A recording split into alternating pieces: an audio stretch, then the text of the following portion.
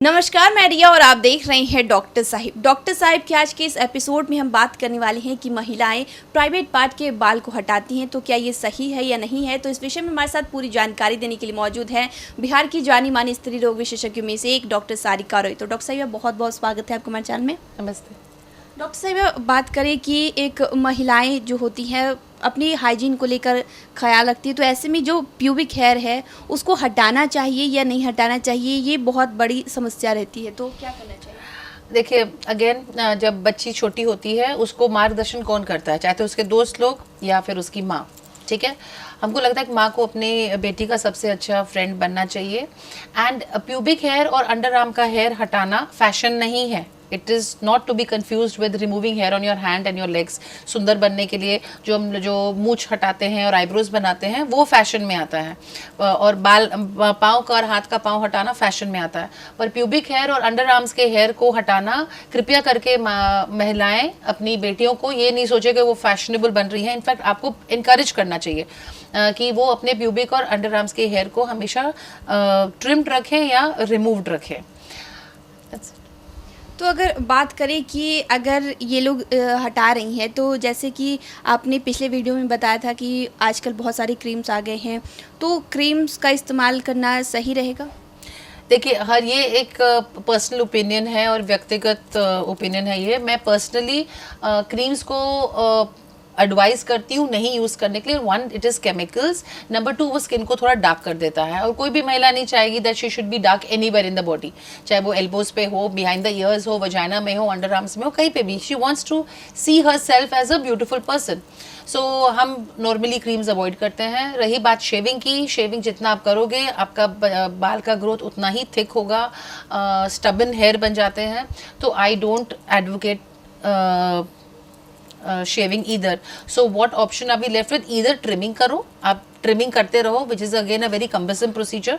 उससे बहुत simple procedure waxing जो हम लोग पाँव पे करते हैं। अगर छोटे बचपन से ही अगर लड़कियों का जैसे ही ग्रोथ शुरू होता है उस समय से भी अगर वैक्सिंग किया जाएगा तो at the end of maybe 5, 6, 7, 10 years वो उसको प्यूबिक हेयर और अंडर आर्म हेयर आएगा ही नहीं। It will just de root itself, because एक बाल एक रूट से 30 टाइम्स ही निकलता है। उसके बाद से वो रूट का जो पोर है ना वो बंद हो जाता है, बाल उगता ही नहीं। उसी तरह से बॉल्डिंग का वही कारण है, बार बार बाल गिरते गिरते गिरते गिरते फिर वो पोर बंद हो जाता है। तो इसलिए I personally would promote, advocate and recommend waxing of the private parts and under arms. तो जैसे कि आपने बताया कि रेज़र की समस्या, अगर रेज़र करती हैं तो दाने निकल आते हैं, और जैसे कि वैक्सीन को लेकर है तो बहुत सी कहती है कि दर्द करता है। डेफिनेटली, अगर आप बहुत दिनों से रेजर यूज कर रही हैं उसके बाद आपको लगता है कि you going to switch over to waxing, ये जानलेवा प्रोसीजर होगा। It is going to be extremely painful.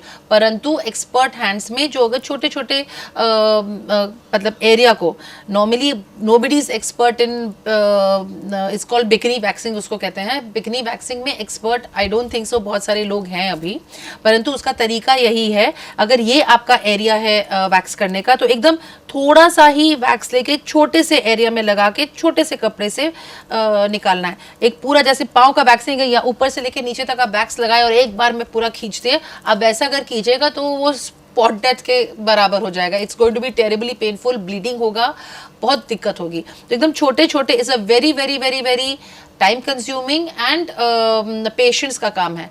परंतु अगर ये आप कर लें, आप एक बार, 2 बार, 4 बार, 5 बार ये मेहनत कर लें, उसके बाद 10वीं बार, 12वीं बार आपको मेहनत बिल्कुल नहीं लगेगी, क्योंकि अब आपके बाल इतने कमज़ोर हो जाते हैं, उसका ग्रोथ का डेंसिटी कम हो जाता है कि आपको वैक्सिंग में बिल्कुल दर्द नहीं होगा।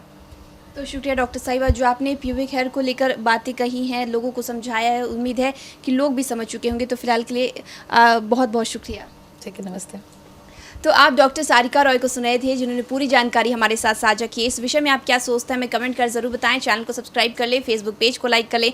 साथ ही डॉक्टर साहब से आपकी क्या सवाल है हमें कमेंट कर या मेल के माध्यम से भेज सकते हैं। वीडियो देखने के लिए आपका शुक्रिया।